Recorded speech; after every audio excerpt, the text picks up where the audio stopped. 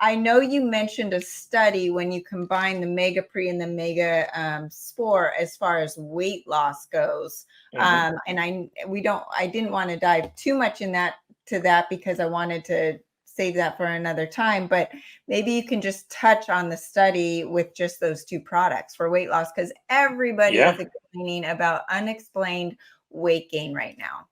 Yeah. And there's a post-pandemic issue with weight gain as well, because a lot of people's microbiomes just got screwed up. Right.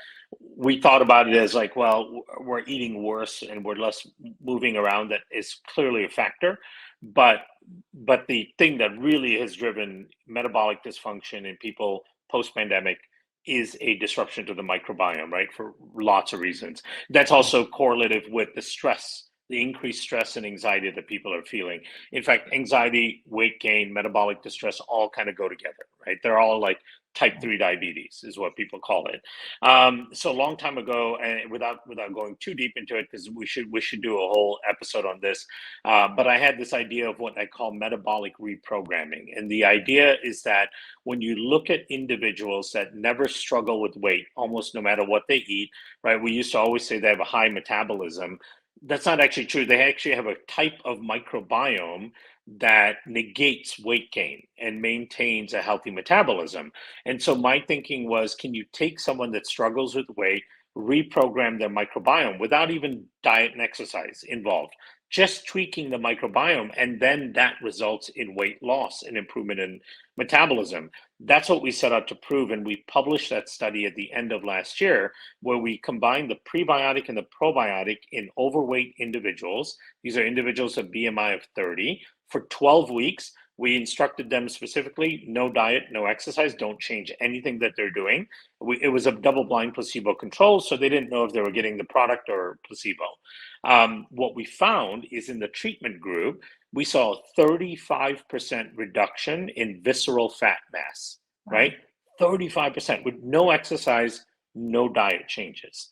35%. And we saw about 6 or 7 other biomarkers associated with improved glucose control, insulin sensitivity, and all that improving quite a bit. Inflammatory markers improving quite a bit. And very excitingly, we did an RNA blast analysis. What that means is we were looking at all these genes that got turned on in these individuals that weren't previously turned on at their baseline. And what we found is that after this 12 weeks of reprogramming their metabolism, they had about 25 new genes that are all associated with improved metabolism, fat burning, glucose control, and all that. All of those genes were on in these individuals, right? They previously were not on. So we are changing the epigenetics, and that gave us a clue that we are reprogramming these individuals' metabolism by shifting the microbiome. As I mentioned, any organ system that exists in your body, if the correct microbes aren't present and the microbes shift, then the way the organ function changes as well, right? And this is absolutely true in your large bowel. Your large bowel is a big part of your metabolic health. It controls things like satiety, fat burning, all of these things. There's receptors all in there. We'll go through those details in the next episode. We'll talk about how you reprogram your metabolism.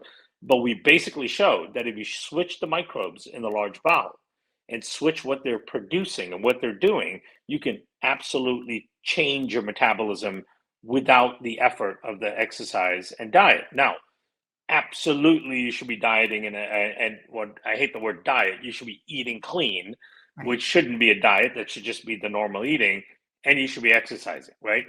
If in those subjects we added in clean eating, a change to their regular diet, and some moderate exercise, they would have just lost tremendous amount of body fat along with the visceral fat and so on. So it was really exciting to see, and I think it proved a point. And it's something that I watch all the time. Between that and fasting, to me, you become kind of resistant to weight gain.